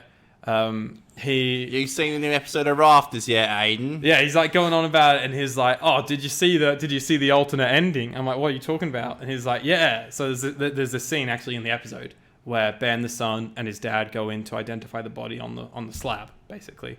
But you don't see the body. It's all in this big emotional montage at the end of the episode. You just see his reaction, and it's so like emotional. There's such good performances. But this Aussie bloke's like, yeah, in the alternate version, you see a reverse shot of the body, and it's all mangled and bleeding and shit. And I just remember being like, ah! Are you serious? Yeah. Is that actually that? That's No, he was just making the shit up. Oh, okay. But like as a kid, I was like, fuck. Wow. Yeah. Damn, Rafters, man. It gets me in the feels. Didn't you give Dan all the box sets? He watched it. Yeah, Dan's watched it all. Yeah. Yeah. And Dan loved it too. It's just so heartwarming. It really is. Maybe I'll give it a gaze sometime. It's rough to get into because the first series are really low production values, but like when series 4 comes in, it's all in HD and it all looks so tasty on the new cameras and stuff. I watched this Australian comedy over Christmas. I've been wanting to watch for a while. My mum watched it, and it's called A Moody Christmas. Okay. And it's Australian written and directed. It's actually, for an Australian TV show, it's actually directed really well. Like a lot of like one shots, very similar to like Raft. It's about a big family. It's 6 episodes and it's set over 6 years. So every episode's another year. That's cool. So obviously, like girlfriends come and go, and like things happen that are like connect from like the last Christmas they mentioned and stuff. And then they do another season called The Moodies, which is like there's one set on like Australia Day, one's on like an anniversary, one's like a birthday. And that was like gives people like us hope that you can make stuff and it actually literally I think writing wise and directing wise and like all the actors in it's perfectly casted. It is possible to do good Australian TV. Well, even Rafters, even though it is like a 22 episode series thing, it does like the episodes do have a sense of direction. There's cool like 2 shots in there. Yeah, there's shots that they put the camera up higher and lower. Music to be part of it, kind of like Scrubs. Like there's often like it's got narration every episode by a different character, and they most of the time end with like a really nice kind of like indie Australian song while stuff happens, and they really get you in the feels, dude. I remember when I was shooting Let Me Be in October last year. One morning I got up, I was about to have a really long day on set, and I got up, I was like, okay, I got an hour, have a bit of brekkie. I'm just going to put on the episode of Rafters I'm up to. Just something light, get me feeling good going to set. Dude, I sobbed. Like, I'm not kidding. I was a fucking mess. It was about a character leaving to go move to New York. One of the kids moved, and her and her partner basically decided that it's best for her to just start fresh when she goes to New York and to break up. And it just felt so real. And the climax, like, I think it's the most I've cried in my life. Like, I don't really cry. And, like, I cry at movies and TV more than real life. I don't cry in real life. Just movies and TV. I'm a softie. Watching Marriage Story all the time. Yeah, literally. But this scene, literally, I looked at myself in the mirror and I was, like, literally soaking wet down my face. Wow. I could not believe that at 6 a.m. in the morning, this episode of an Australian drama that's pretty well made, but it's not like Breaking Bad, absolutely sent me to bits. It was weird. I think maybe I'd had a long week and that had affected it. I don't know, man. I don't know. It was... I'm getting emotional just thinking about it. Yeah, you do seem visibly... I love the characters. A bit distressed. They're really good characters. Yeah, sometimes you can let that shit go about maybe a bit of low production here and there if you really do love the characters. Yeah, that's exactly it. Like, you just fall in love with them instantly. Man, what are people doing not loving TV shows and movies and stuff and music? Yeah, what do you do with your life if you don't? Get yourself together. Get your shit together, man. Oh, he's stretching. We have been here for a while. So I should probably do it. How far in are we? An hour and 15. That's not too bad. What? I thought it'd be way longer than that. Yeah, no, we're good. We're still usually aim for like an hour and 10 to an hour and a half. My back hurts. So we are going to go a bit over, but long step in a bit. But we'll do it. All right, let's do it. Let's get back on track to Name of the Doctor. Thanks for listening. This is why we're the 50% Doctor Who podcast, because we talk about shit that isn't just Doctor Who a lot of the time. There's so much good Australian drama and movies out there, so get around it. Yeah, you're just dancing and I'm just ignoring. I'm literally putting up a fucking block. All right, Name of the Doctor. I saw a glimpse of that, mate. Look at this guy. Like Dan Lewis. Right, so back on track. We're getting into the TARDIS console room, right? And there's a big womb. That's kind of dumb. Doesn't make sense. Kind of spoke right? about all this, really. Yeah, it's basically Great Intelligence hops in and Matt's on the floor like, stop it! Get out of me! No, don't go in there! Don't do it! No, not in there! And then he goes in and is like, And then Clara's like, I'll go in. And he's like, no! Well, what did you think of, so Jenny goes again, and then Strax is like, that was fine, but it was... You fucking stupid you fucking lizard bitch. Yeah, he's just like going to kill her. I thought it was silly that Vastra then, like, instantly just killed him. She's like, nope, fuck you. It's like, we'll get him back. Yeah, we'll get him back. He'll Don't come worry. back. Doc will do it. He'll come back. Yeah, Kara goes into the stream. Yeah, River's last scene, which I thought was really lovely. I like how it's like, no one should ever go into the time stream, and within 3 minutes, the Great Intelligence does, Kara does, and the Doctor goes into his own fucking stream. Yeah. Yeah, we get the kissy goodbye for River. That was good. And then, yeah, you're right. We talked about all the final scene and the stuff. leaf comes back down again. Yeah, I like how connected the leaf is. Yeah, it just comes down. Yeah, it's good. Yeah, great ending. No next time trailer, obviously. Damn. And yeah, Damn you. Introducing John Hurt as the Doctor. Yeah, that was to be continued November 23rd. Matt's so good in that last scene though. Like, but not in the name of the Doctor. He's so good. That whole episode, he's really good. Actually, he said it. He did. He said the name of the Doctor, but not of the Doctor. But yeah, I think Matt, Clara, I think everyone this episode was really good. No one took things too far. Every now and then there was like a little line from Matt where I was like, oh, he's playing it to the darker side a little bit too much more than I'd like, but it wasn't too bad. I would appreciate Strax having less lines. Well, they always take you out of the darkness of the episode sometimes. I remember like we had a massive conversation for the episode. I was like, I just hope Strax doesn't take away from the seriousness of the episode. I don't think he does too much. A little bit here and there. I know I said Speak this to us, before. boy. Town Starkey. I know I said this a bit earlier, but that line that the Doctor says where he's like, if anyone... I wonder what this looks like to everyone else right now, or whatever, when he's kissing River. I thought Matt performed that line really well, because he kept the darkness and the tone, but the line delivery was still funny, but it didn't take you out of it, really, because it did feel right in that conversation. Yeah. Whereas I feel like in other scenes, he'd be like, whatever these people are thinking of, what I might look like. What? Yeah, you're not He always wrong. does this with his fucking wrist, doesn't he? And he's like, I don't know, I'm the Doctor. And It's just my wife. that was like some Pete Davidson stuff. Is it Pete Davidson? Is he the guy? What, Pete Davidson from SNL? Yeah. I don't know, I'm Pete Davidson. Yeah. I'm that guy. Yeah. He's dating Kim K now. That's right. Mm-hmm. Yep. Watched the movie that he was in the other day. What, Staten Island? No, but that's a great movie. Slightly too long, but... I really like it, eh? I love it. I really loved it. Luna. I just thought like the last 20 minutes were just like we didn't really need that much. The last scene's I've great, been wanting to rewatch it. Yeah. I think it just overstays its welcome. No, I watched Pete. No, just the movie. Okay. His movie. But the movie I watched definitely is nowhere near as good as that. No, it was Big Time Adolescence.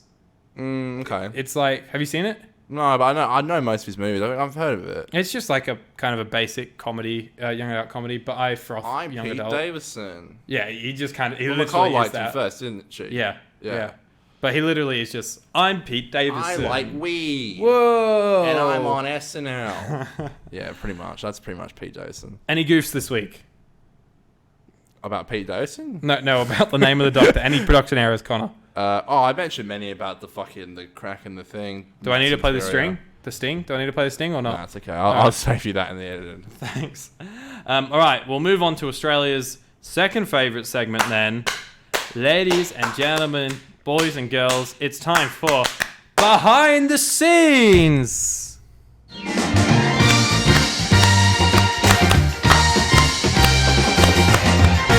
I'm Pete Davison. I like weed. So like you were saying earlier, Pete's Pete. The Blu-ray and DVD for Series 7 Part 2 got released to 210 US fans a week before Name 210, aired, wow. which must have been a decent amount before the box set was meant to be released, right? Because the box set doesn't release the day that the episode airs. Yeah. But they were asked to keep silent about the episode, and that if they did keep silent, then an exclusive clip would be released for the 50th. And it was of David and Matt, Just a little interview of them. David and Matt having a chat. Oh, this 50th is really good. It was in David? costume though. Yeah, it was good. Yeah, it's gonna be really good. And that was like kind of it, wasn't it? It was Yeah. just like, how good's It's the gonna be 50th? great. It's a shame. How does that even happen? Who fucked up with that? Were they just being suppliers? Some intern at Amazon. Jeffrey Bezos. But then Moffat was like, "Thanks so much for doing it. Like, really appreciate." Like, he was very he was very appreciative of it. The only other big bit of behind the scenes drama is a lot of people's criticism of the episode is that it doesn't explain how the Doctor and Clara get out of the time stream. Well, true. Which it doesn't, but it's also like I'd much rather the cliffhanger that it gets than showing him get out of it. Come on, Clara, this way. But the episode was originally meant to end with him coming out of the time stream holding Clara in his hands. We made it, Clara. But Clara, we are out. To be continued November 23rd. But he got a knee injury, so he couldn't carry Clara out for those Matt scenes. with his back injuries, his knee injuries. Dude, he's fucked. So I wonder what the episode would have been like if it was like that. Hey, Come, Clara, let's go to the TARDIS. come. All right, let's do Australia's third favourite segment, Connor. We've got quite a few this week as well. Oh, wow. It's a big, thick segment this week. Thick AF. It's time for Just Twitter Tings.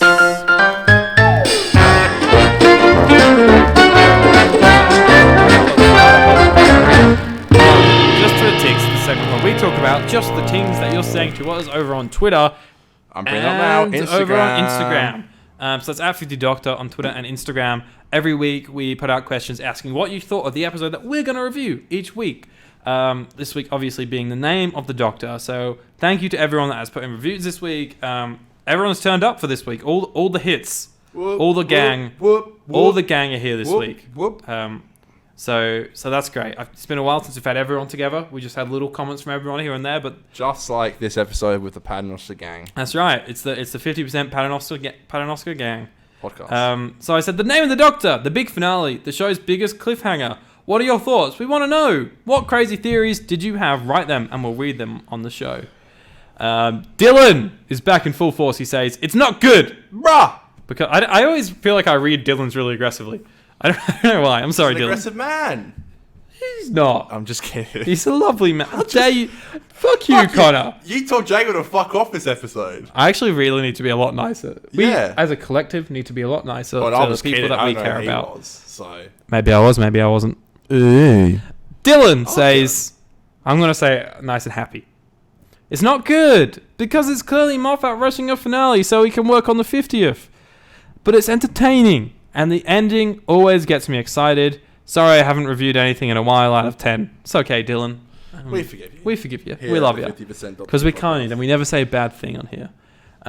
Yeah, I get it. Like, it's definitely not the most constructed finale in the end. It definitely is just setting up the 50th.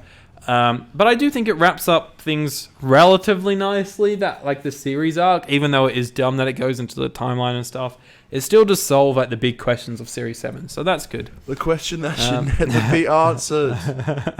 Funny. Comedy. Doctor Who! Dorian gets a mention, so.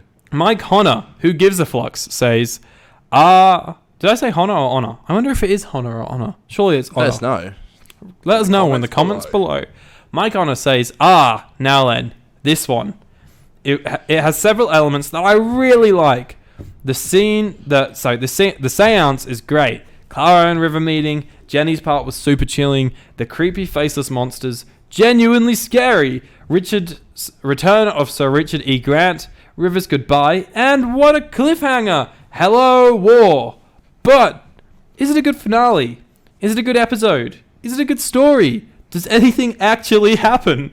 Other than the revelation of who or what Clara is and the setup for the special, I'm not sure this episode is actually good. It's a good point, to be fair. Mixed response from everyone out there. It's a good I feel like point. that's true, but I feel like I'm so plagued by nostalgia for this Yeah, episode. me too. I really, Me it's too. one of my most nostalgic episodes of the Smith era.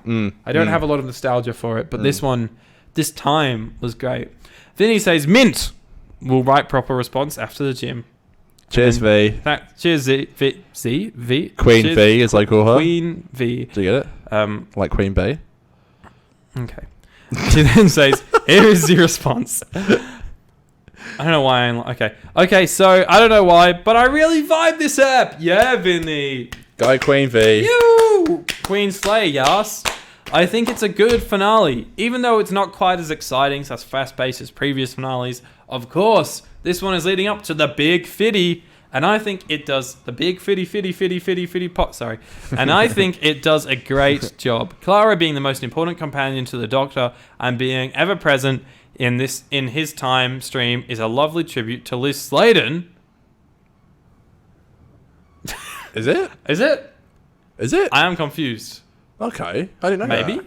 Is it? Did you watch all the credits? Doesn't it normally come up after the episode ends? The Doctor being ever present in his time stream is a lovely tribute to Liz Sladen. What did Liz Sladen have to do with it? I'm so confused. I'm baffled. What are we missing? I don't know. Let us know in the comments below. I love the big reveal at the end with the massive cliffhanger. John Hurt is the Doctor. Top tier cliffhanger, I agree. And perfect for the wait till the 50th. Everything about it is a celebration of the show before the big celebration even takes place. And I think it's a good end to a good season. 8 out of 10. I actually just love Series 7 so much. Who'd have thought I'd like a season without David? She always has to sneak David in. I was going to say, so he's back next episode. I reckon Vinny will bloody... She'll froth, mate. Yeah, send in a big review. Surely. Thanks, Vinny. Yeah, I pretty much agree with your thoughts. Just baffled about the Liz Sladen statement. My back hurts. And then now that's what I call comedy podcasts. Your back hurts. Yeah, I'm sorry. We have backless chairs here. Fuck, it's just, like... Nah, you can sit there if you like. I'm like... And just yell. Send it in reviews. Send in the reviews.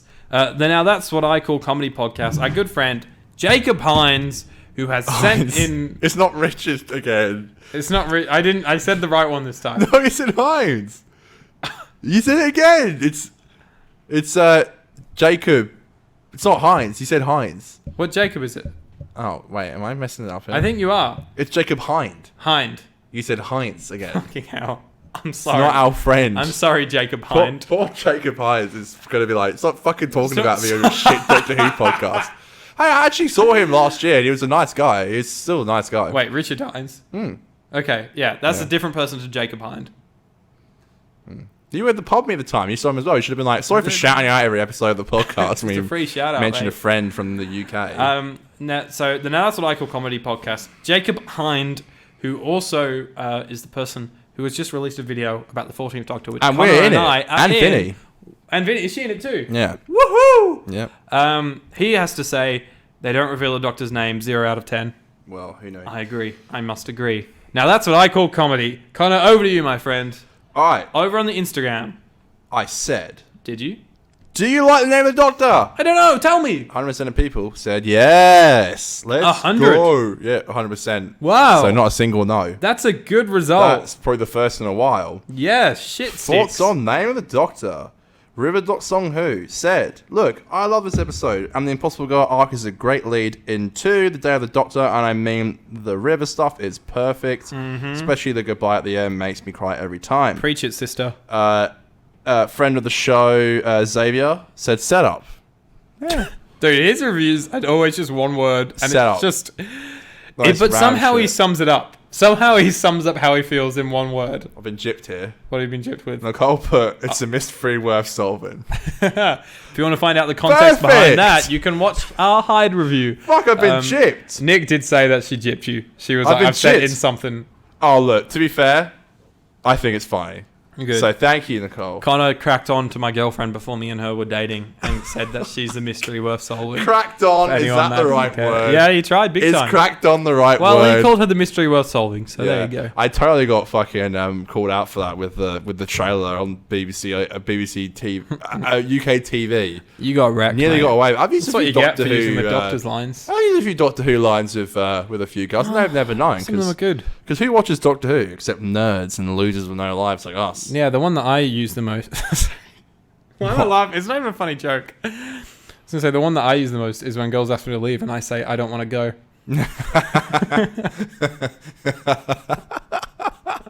I thought it was funny.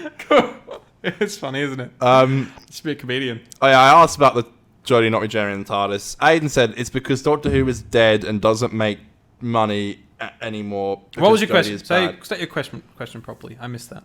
I said it was about Jodie not regenerating the TARDIS. Oh, like, what are your thoughts on Yeah, I Jodie's? last minute asked people what they thought. You said that Doctor Who's dead and it makes no money.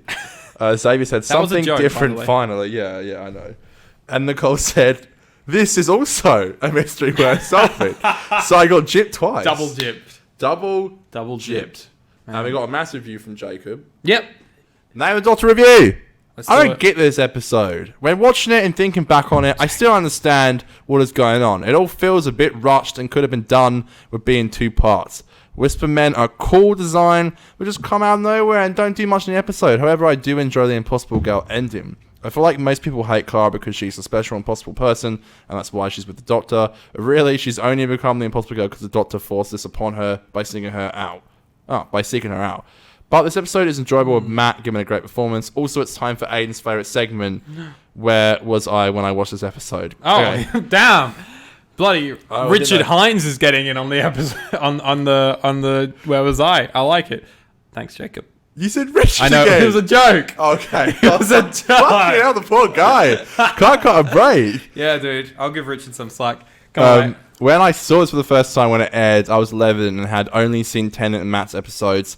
I was somewhat aware of the other Doctors, so when the Time Warp was mentioned and the War Doctor was introduced, I thought he came before the first Doctor. Oh my god, that's so funny, when the Time Warp took place before the start of the entire show. So once again, Chibnall stole my idea for pre-Hartnell Doctors. So the question is, what's the dumbest thing you ever believed? Dumbest thing I like that. I guess the dumbest thing that we made up in our head about something, right? Yeah, it doesn't have to be Doctor Who, I don't think. I can think of anything. Anything ever. Well, on the note of Doctor Who, 'cause it's similar to his, is for until I think around the 50th. Yeah, I think until the 50th, I always thought that the Time War was happened. I always thought that the Doctor was the last of the Time Lords. Like, I thought the Time War happened before Classic Who. You know what I mean? Like, I always thought the Doctor was on the run from William Hartnell onwards. But it obviously happens between 8 and 9, you know, with the War Doctor. And that was like a dumb thing that I thought with the show. Aidan clearly never watched any classic episodes when he was young. Clearly never did. In real God, life. what is the dumbest thing I've ever believed? I don't know. What can you think of? One that springs to mind. Again, I always go home and I'm like, I should have said this, but you know, it's a live show, so I can't wonder for ages. But I mean, when I was a kid, I used to think in airplanes you could roll down the windows and grab clouds. But that's a pretty normal thing. Did you ever think that? I was like 4 or 3. I have no words. Are you serious? You No. didn't think you could roll down the windows and grab clouds? I used to think the clouds you could actually hold them. Why don't you and try start it? dissolving. Why don't you try it next time you're on a plane? Just bust out Yeah, the get my bloody- hammer out and go like... Do a... My granddad was on an aeroplane to Turkey and a bloke ran up to the emergency door and tried to open it and it was like national-wide news. Damn. Yeah. For some reason, my Damn. granddad like only goes to Turkey and there's been like wars going on there for years and That he is still weird. goes. That is He's very never weird. been here, but he goes to Turkey. Oh, what a bloke. Turkey? Who Goes I've to never bloody met anyone who Turkey. goes to Turkey. I've been to except Turkey my- once. Oh, I stood on a bee. I got a bee sting. how old are you though? It was before I moved to Australia. Did So you I believe would've you been could 4 or rip 5. clouds out the sky when you No, were I did there? not. No. Bullshit. No, I wasn't- reckon if I had wasn't a time machine, I'd child. go back to you being the same age as me at that time. You'd have You'd been ask like, me. yeah, you can do that, can't What's you? the dumbest thing I ever believed? I actually don't know. In this podcast. In this podcast. I don't know, man. I actually don't think I have an answer because It's hard. I've always been so intelligent. That's my off. answer. I don't have an answer because I'm so fucking smart. What a donkey shit. All right, Connor. What would you rate the Name of the Doctor out of 10? 8 out of 10. An 8. I just really like it. Hey, I think it's really, really jazzy. I think me and you feel the exact same. 8 out of 10. I always, do you probably write a little them down? higher than I think it You should do, be, you do, but- because you write them down before I come over, don't you? So I always try never to look at your thing. Yeah, don't look at mine. Have you I looked at don't. it just then? You were just staring at my screen. Oh, you have your total? Yeah, my I didn't total's even read at the that. bottom. No, Okay, I'm saying cool. like I don't look at your laptop because I know you write your My score's your already on there, score good to go. down before Yeah. you give it out. So I always do. I always try to look. So So, what we'll do calculator. is we're going to cut for about a minute or so. We'll be back very shortly, or literally instantly for you guys. after these short messages, From from our sponsor, from- Stan Australia. Okay, Connor, you can take over. You can be Stan Australia for a second whilst I do this math. I don't know. Do you want to talk about something legit? Have you ever wondered what it would be like to watch Doctor Who at home without putting on a Blu-ray disc? Well, now you can. With Stan I've never Australia. wondered that. Hey, you can't talk when I'm doing the ad read. I'll talk about something. What are you talking about? We're doing classic Doctor Who. Oh, for God, the next 5 weeks after this. Yeah. We'll talk about that before we wrap up this episode. Mm-hmm. But give me your current standing on classic Doctor Who, and who do you think your favourite classic Doctor will be? Oh, dear. Look, I'm not very excited for it, I'll be honest. But we got to do it. And I think I will enjoy it once You got a bit sunburned on your holiday, didn't you? I'm very sunburned. Yeah. Sorry, I'm yelling so that it reaches my microphone. Aidan said he is sunburned, in fact. Anyway, I'm kind of excited for it. I reckon, obviously Tom Baker's a bit of a cliche to pick, but I reckon maybe Pete Davison will be my favourite Doctor. I'm Pete Davison. I like weed. Yeah, that's how the Fifth Doctor acts, doesn't he? He like walks out TARDIS with like a load of smoke, and he's like, "Well, I'm sorry, bro. I'm late." Really? That's actually a bit more of a Sylvester McCoy. Sometimes I think Sylvester McCoy is seriously on crack during episodes. Hotboxing the big blue box. Honestly. Yeah, I'm excited for that, I guess. It should be fine. 5 weeks is a fucking long time, though. And I reckon it's going to be like... I know you're going to hate it already. I just hope people still watch the show. Like, I think they will. I'm interested to see what the viewing figures will be. Is that more interesting, hearing us talk about things that you guys aren't familiar with, you know? Maybe. I think it's going to be interesting to figure out how we run the show. Because they're like... It's like 2 hours worth of footage. So you got to make sure you give time to watch the episodes. So I don't want to just recap it like we do for these. And we don't know them as easy off by heart. And so much of them run around in circles and stuff. So we might have to just break it down a little bit and just talk about the story and then talk about characters and stuff like that. Well, there's definitely an audience for it, obviously, because I keep doing the remastered box sets. So there's obviously an audience for it. Will people like Jacob and Dylan and Vinny tune in next week? I don't know. I doubt it, but I'm sure there's some people who will like it. I know Dylan's keen for us to do it. Okay, well, so we got one listener. Well, that's good. Just one person. Yeah, one view every episode. That's it. I trust in you to pick good episodes, so I don't think you'll pick bad ones. But you know it more than anyone I know, so yeah, I'm interested. It should be fun, actually. We'll see. We'll see. I'll have to. You're right. They're like 2 hours, aren't they? So I'll have to like squeeze them in. But hey, I think it's about time I lost my classic virginity. That's right. I'm gonna break your hymen. Wow. Your classic hymen. All right, Connor. So this is the part of whenever we do a season final, we add together all of the scores that we've given throughout the series and give an average rating to figure out what have we rated the series overall. Connor, what do you reckon that you could... whereabouts do you reckon your final series rating will be? Man, I gave some fucking bad ratings this season, so I reckon I'm easily maybe like a 6. Okay. I'd say about a 6. Where do you reckon mine will be? Probably similar, maybe a 6, maybe a 5.5. Okay. Because I don't know, you were a bit harsh. Oh, well, I can't remember. Maybe, yeah, I'm going to say for you, 5.5. I definitely think that my rating this season has been the most... I feel like... Flaccid. Series 1 to... Flaccid. I feel like series 1 to 6, I was very like strict. I was like, I feel like all the ratings were they all line up. They all add up. You know what I mean? Like, it's like you look at 42 and you're like, yeah, that's a 2 or whatever I gave it. And then that adds up with Doomsday being a like 8 or whatever, you know? Whereas I feel like this series, it's like I'm giving 7s, which if I then compare it to like a 7 from series 1, it's like, oh no, this episode is so much worse than that series 1 episode, you know? It's the most I feel maybe my ratings have been a little off this series. I don't know. I'm not sure. Okay. All right, Connor. You gave The Doctor and the Widow of the Wardrobe a 4, Asylum of the Daleks a 6.5, Dinosaurs on a Spaceship a 7, A Town Called Mercy a 9, The Power of 3 a 6, The Angels Take Manhattan a 7, The Snowmen a 6, The Bells of St. John a 7, The Rings of Akaton a 7.5, Cold War a 6, Hyde a 6, Journey to the Center of TARDIS a 2.5, The Crimson Order a 7.5, Nightmare in Silver a 6, The Name of the Doctor an 8, and your final series score is 6.4. Wow, okay. Wow, that's pretty fucking low. Yeah. Shit. Yeah, shit sticks. Fuck, okay. Wow. To compare that to 6.75 for series 6. What? Which I believe was your lowest rated series. Yeah. Holy shit. All right. So my one, the big one, What did I give? Oh, that shouldn't have gone yellow.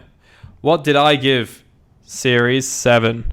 So I gave The Doctor, The Widow and the Wardrobe a 6.5, An Asylum of the Daleks 6.75, Dinosaurs on a Spaceship a 6, A Town Called Mercy a 9, The Power of 3 7.5, The Angels Take Manhattan a 7, The Snowmen a 7, The Bells of St. John a 7.5, The Angels Take Manhattan a 7, Cold War 7.5, Hyde 3.5, Journey to the Center of the TARDIS a 2, The Crimson Horror a 7, The Nightmare in Silver a 6, Name of the Doctor an 8. I feel like my ratings look harsher than yours, but I'm higher. What? I'm on 6.55. Wow. What the fuck? What the flux? I think looking at it, I gave more higher ratings than you did. You gave a lot of 6s. I gave a lot of 7s. Okay. You know, around that kind of thing. Okay, well, that'll do it. That'll do it. And we both gave one quite low one. I gave Journey a 2. You gave it a 2.5.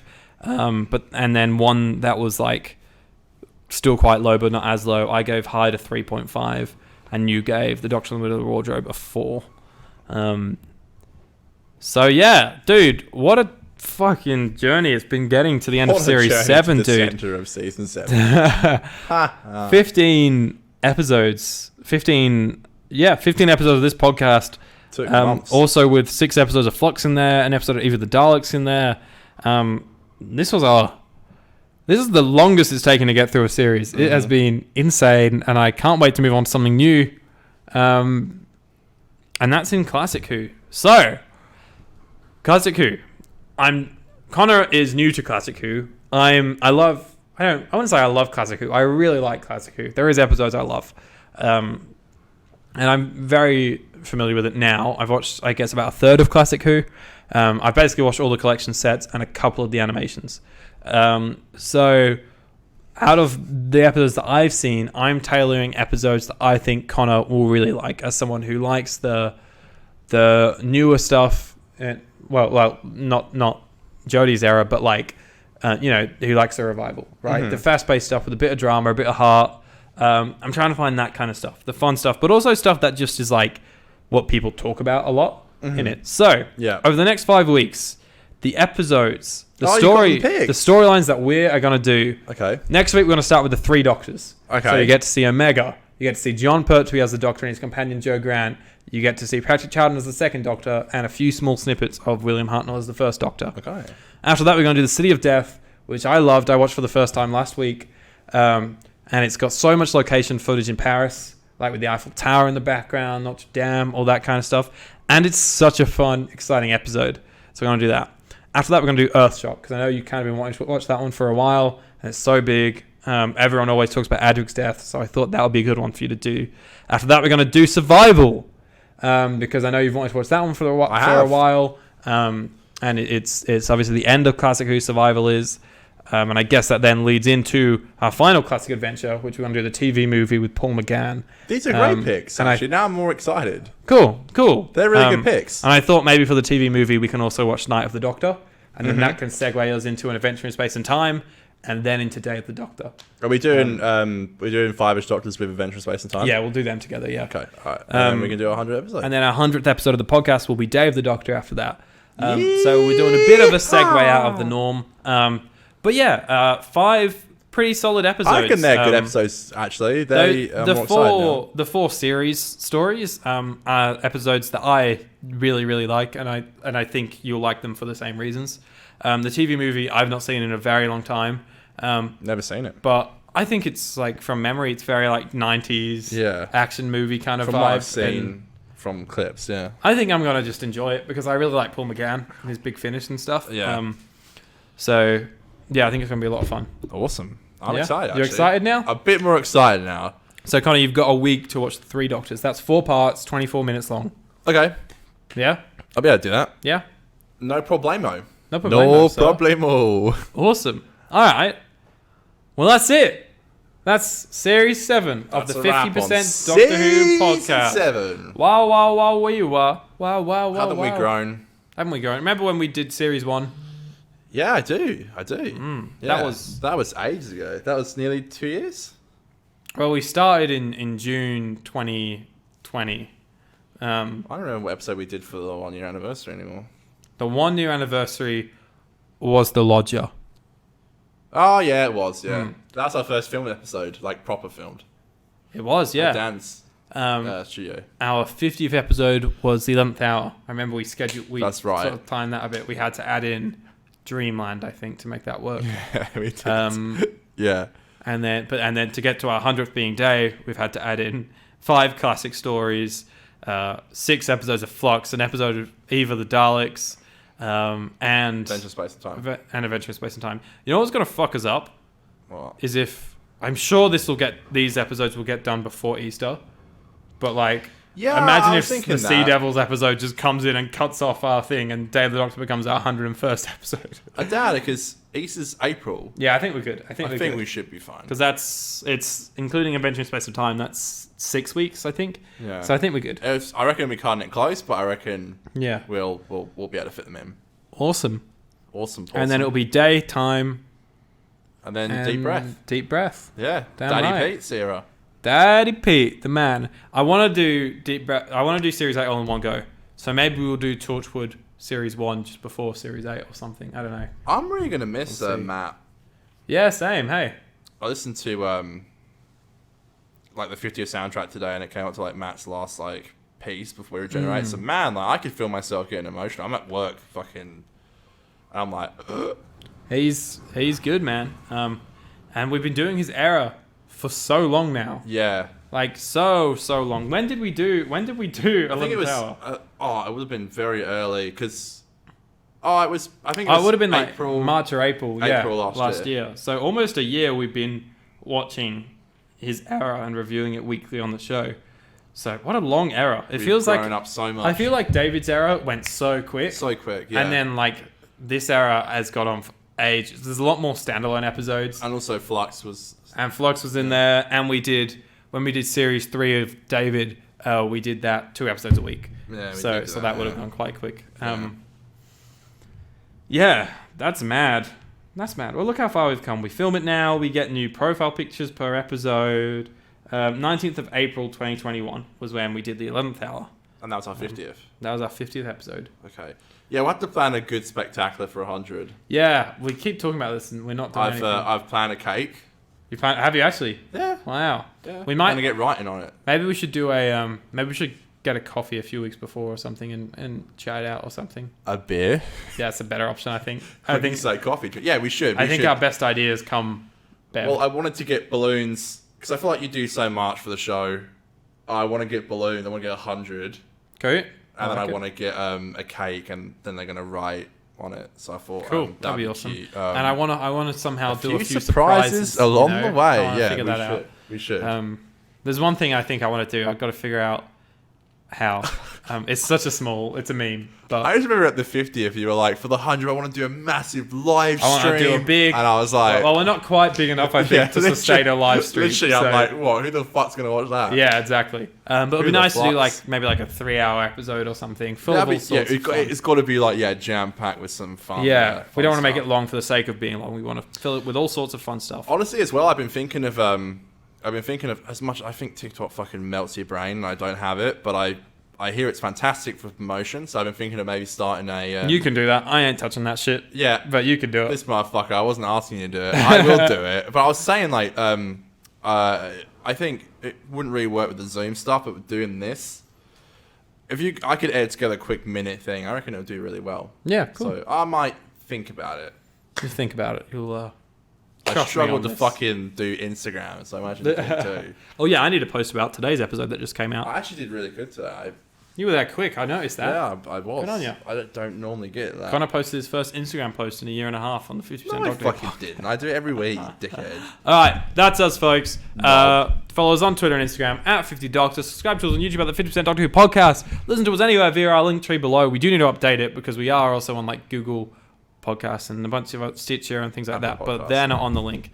Apple Podcasts and Spotify is on the link and the YouTube. Oh, okay. So I need to add some more links on there.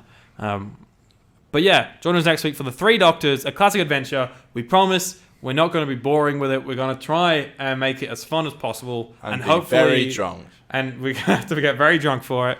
I probably will be. And we're gonna, it'll be cool if maybe we could bring a few people and, you know what I mean, get a few people into classic Who. You know, maybe this could be the gateway drug.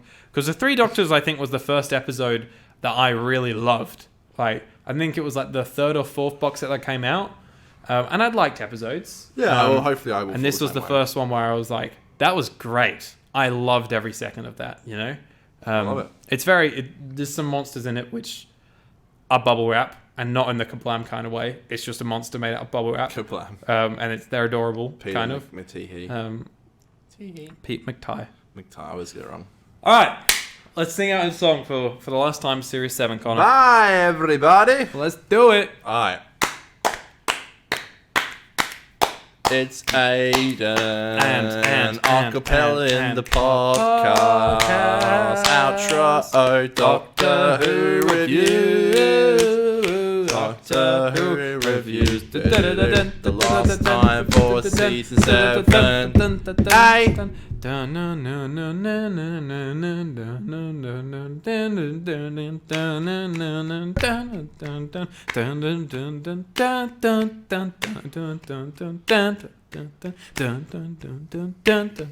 was Chancellor.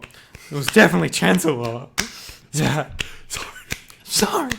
It's just Matt Smith in the room with us right now. Yes, it is Matt Maybe Smith stick in to the room. directing, okay? Just handwrite it, okay? Maybe don't. I'm like that. Is it Arthur meme with the hand? What the fist. See you next week. Goodbye.